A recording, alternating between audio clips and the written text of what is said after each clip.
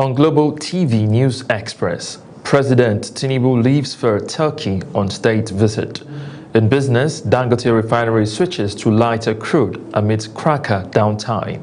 On the foreign scene, Israel agrees to reopen Gaza crossing after search for last dead hostages' body ends. In sport, Team Nigeria to train in Scotland ahead of 2026 Commonwealth Games. Hello and welcome to all our viewers in Nigeria and around the world to News Express on Global Television, coming to you live from the nation's capital, Abuja. I am Mukhtar Kasim. A quick reminder that Global Television is on DSTV channel 365 and on StarTimes channel 276. And now, the news in details. President Bola Tinubu will depart Abuja today for a state visit to the Republic of Turkey. The special advisor to the President on Information and Strategy, Bayo Onanuga, revealed this in a statement. Onanuga said the visit is aimed at strengthening the existing cordial relations between the two countries and exploring further areas of cooperation in security, education, social development, innovation, and aviation. Kano State is gripped by political tension and excitement today as the governor prepares to defect to the ruling All Progressive Congress, APC. The anticipated move has triggered heightened activity and crowd build-up across the state's capital as stakeholders, party loyalists and APC supporters from across Kano State have converged on the government house, awaiting the official declaration by the governor alongside party state leader, Dr. Abdullahi Umar Ganduje. The development is expected to reshape the political landscape in Kano State with implications for party alignment ahead of future elections.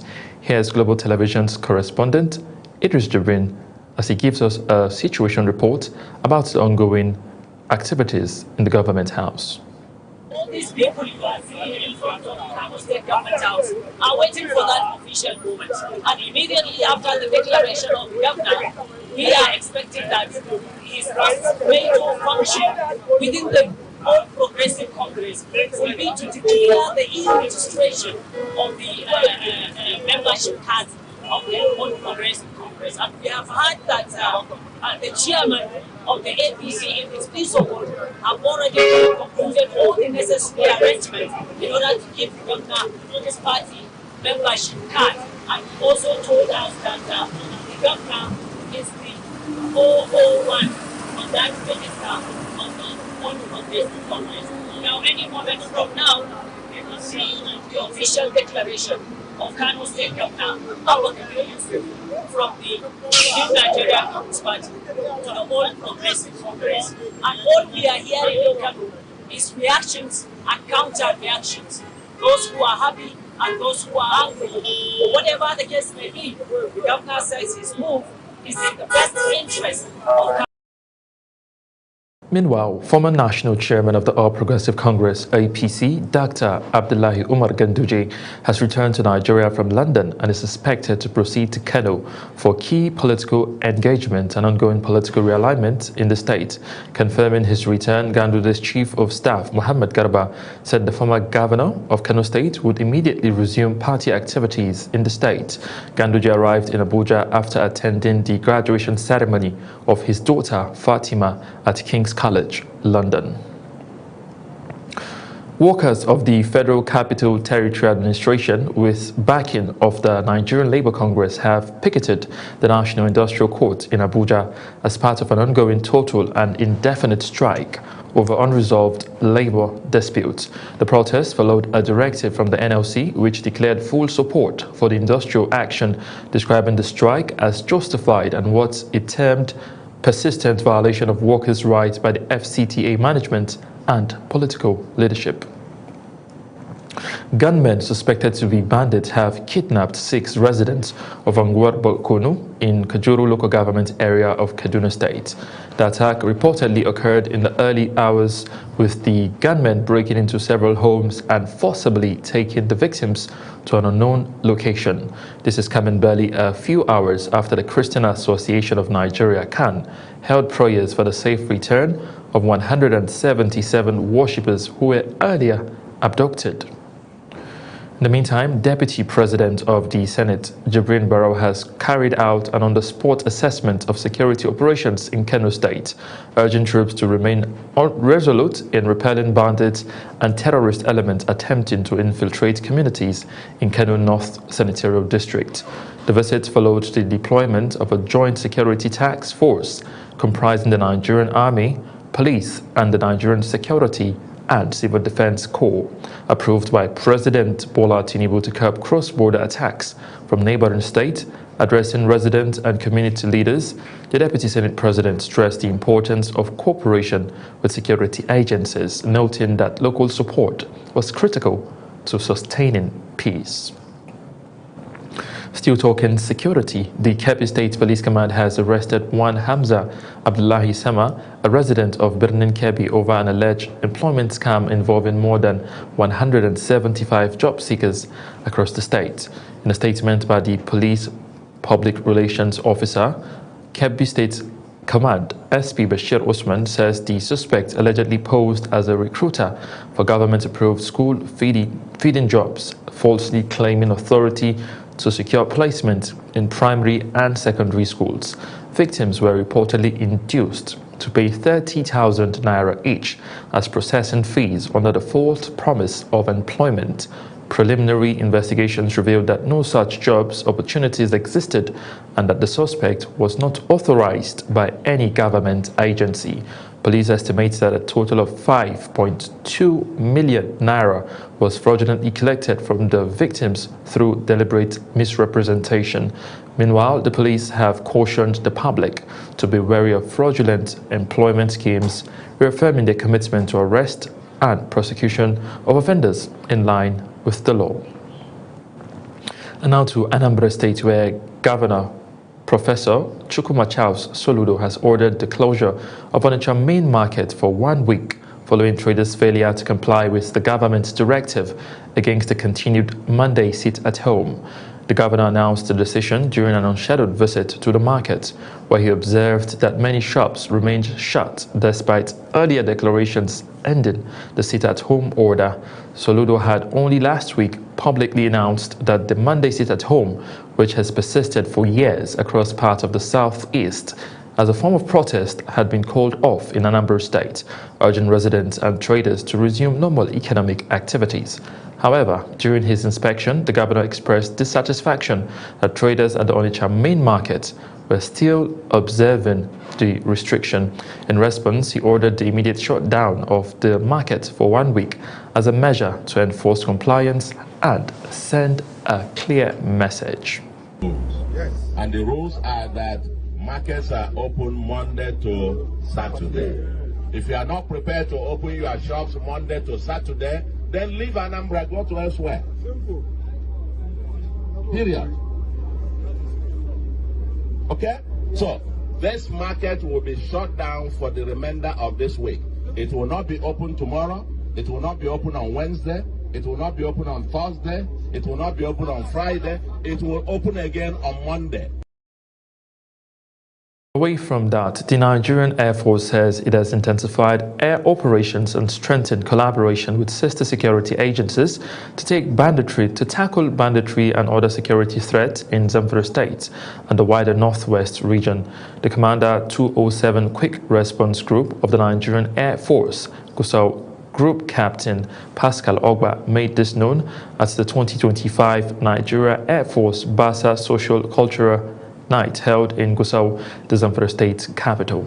And now the reports. The annual BASA program is designed to promote unity, cultural integration, and cordial civil-military relations between the Nigerian Air Force and host communities. This year's event featured cultural dance, displays by various ethnic groups including the Hausa Fulani, Yoruba, Tiv, and Igbo, highlighting Nigeria's rich cultural diversity. In his address, Group Captain Pascal Ogba reaffirmed the Air Force's unwavering commitment to supporting group troops and other security agencies in the fight against banditry. He disclosed that the unit continues to deploy air surveillance platforms, rapid response assets, and tactical air support to disrupt criminal networks and restore peace across affected communities in Zamfara State. In the year under review, the activities of the 207 Quick Response Group were firmly guided by the command philosophy of the Chief of the Air Staff, Air Marshal S.K. Aneke, Distinguished Flying Star, which is to enhance and sustain a highly motivated, professional, and mission-ready force capable of delivering decisive air power effects in synergy with surface forces for the realization of national security objectives. Representing the Zamfara State Governor Dauda Lawal, the Emir of Gusau, His Royal Highness Abdulkadir Ibrahim Bello, commended the Nigerian Air Force and other security agencies for their resilience and sacrifices in safeguarding lives and properties. He assured that the government of the state will continue to support security operations through sustained cooperation, logistic support, and community engagement. I wish to particularly commend the 207 Quick Response Group for its vital role in supporting security operation within Zamfara State and the wider Northwest region. On behalf of the government and the people of Zamfara State, I express our profound appreciation for your courage, sacrifice, steadfast commitment to the protections of lives and property. Your achievement over the past year bear testimony to our dedications and resilience in the face of complex security challenges. The high point of the event was the presentation of awards to outstanding Nigerian Air Force personnel in recognition of their dedication and exemplary service in 2025. The celebration also featured an inter-agency tug-of-war competition involving personnel of the Nigerian Air Force, the Army, the Department of State Services, and other paramilitary agencies, reinforcing teamwork and operational synergy.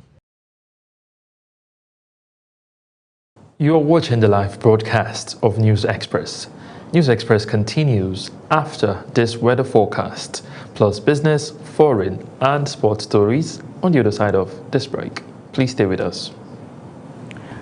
Hello and welcome to Monday's weather forecast. We will continue to experience slight Harmattan dust haze across the northern and the north-central region as dry air and warm temperatures, mostly in the upper 30s, continue to dominate this region. The southern part of the country will see patches of cloud with prospects of afternoon and evening thunderstorms over parts of Ogun, Lagos, Delta, Bayelsa, Cross River, Rivers, and Akwa Ibom State. And that's the forecast. Do keep hydrated and stay weather-wise. I am Akani Samarda.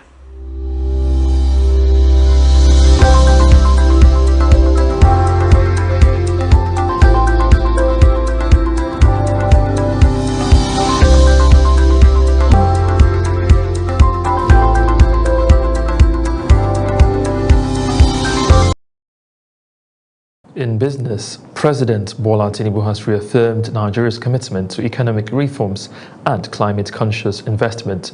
The president made the statement when he received a delegation from Shell, led by the company's Global Chief Executive Officer Wael Sawan at the State House in Abuja. Ubong Usoro completes the report. The meeting comes amid ongoing efforts by the Tinubu administration to attract increased foreign investment into Nigeria's oil and gas sector.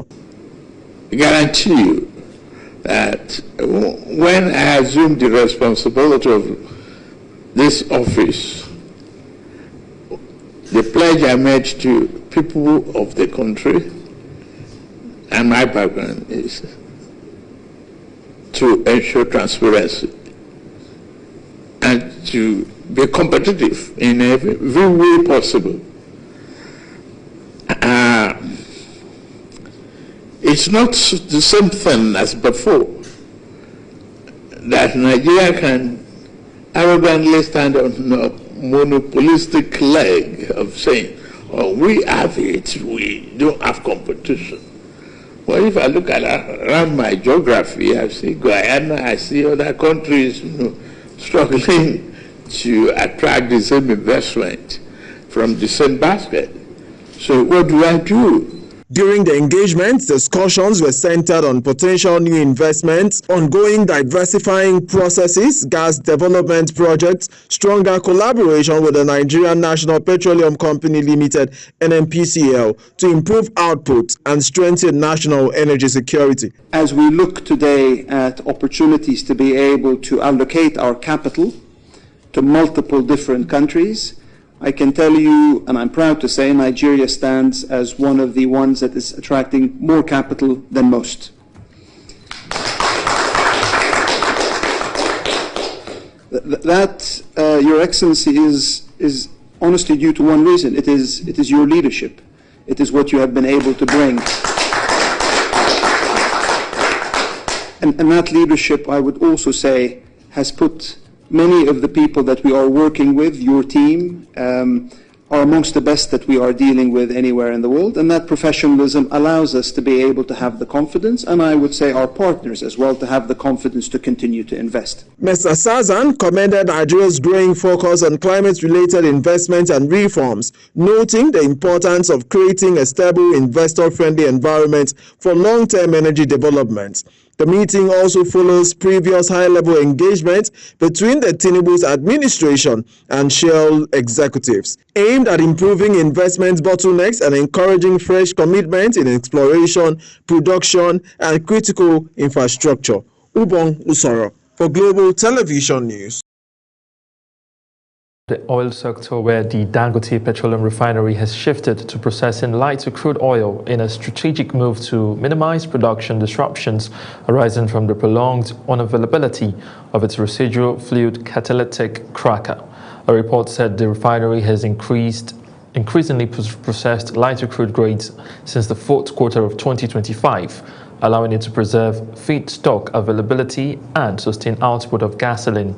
The shift has helped keep units, thereby reducing the risk of major supply disruptions at a time when the 200,000 per barrel per day remains offline. The lighter crude slate has played a critical role in stabilizing operations, even as repeated outages at the RFCC continues to cap overall refinery runs and slow the pace of the ramp-up. Power distribution companies have expressed doubt over the directive by the Minister of Power, Adebayo Adelabu, that prepaid meters must be free for all categories of customers. Operators who spoke anonymously due to the sensitivity of the matter said the minister made only a political statement without considering the input of other stakeholders, especially the installers and meter providers. Earlier, the federal government banned electricity distribution companies and installers from collecting any form of payment for meters, warning that DISCOs, officials and installers found wanting would be prosecuted. And now to news making rounds on the foreign scene. Israel says it will allow a limited reopening of Gaza's Rafah crossing with Egypt when the operation to locate the body of the last remaining Israeli captives in the Palestinian territory is completed. The announcement came from the Israeli Prime Minister Benjamin Netanyahu's office as Palestinians mourned at least 3 people killed in Israeli attacks across Gaza. Netanyahu's office said the Rafah crossing, which was supposed to have opened during the initial phase of a United States brokered ceasefire in October, would reopen for the passage of people only. A United Nations convoy carrying a life-saving aid has arrived in the Kurdish majority town of Ain al-Arab in the northern Syria as a ceasefire agreement between the Syrian army and the Kurdish-led Syrian Democratic Forces SDF continues to hold. The convoy's arrival came amidst growing concern about humanitarian conditions in the town, which has been surrounded by Syrian government forces. The United Nations Office for the Coordination of Humanitarian Affairs said the convoy consisted of 24 trucks carrying life-saving aid, including fuel, bread, and ready-to-eat rations to support the people affected by the recent displacement. Protests have erupted in Minneapolis after federal immigration agents shot and killed a 37-year-old United States citizen during a controversial enforcement operation, sparking fresh anger and calls for accountability. And now the report. Hundreds of demonstrators gathered along streets in Minneapolis following the fatal shooting of Alex Pretty, an intensive care nurse by a federal agent on Saturday, the second such deadly incident in the city in recent weeks amid a surge in immigration enforcement. The rallying crowd chanted "ICE out now" and confronted officers braving icy temperatures, with local residents demanding justice and an end to the federal operation that has heightened tensions between state leaders and national authorities. ICE out! ICE out! ICE out! ICE out! ICE out! Come out in droves when George Floyd was murdered. Officials have offered conflicting accounts of the shooting, with federal authorities saying agent acted in self-defense, while bystander videos and city leaders dispute the narrative and have called for independent review. With the incident drawing national attention and solidarity protests across the United States, the investigation into what happened continues amid rising public frustration and urgent demands for transparency.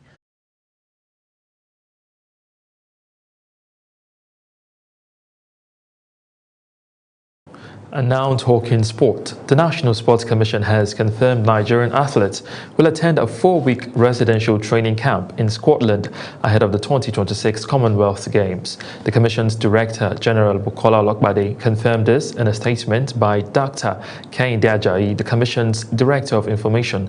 Olokbade said a training base in Aberdeen would enhance coordination and reduce travel-related challenges for Team Nigeria.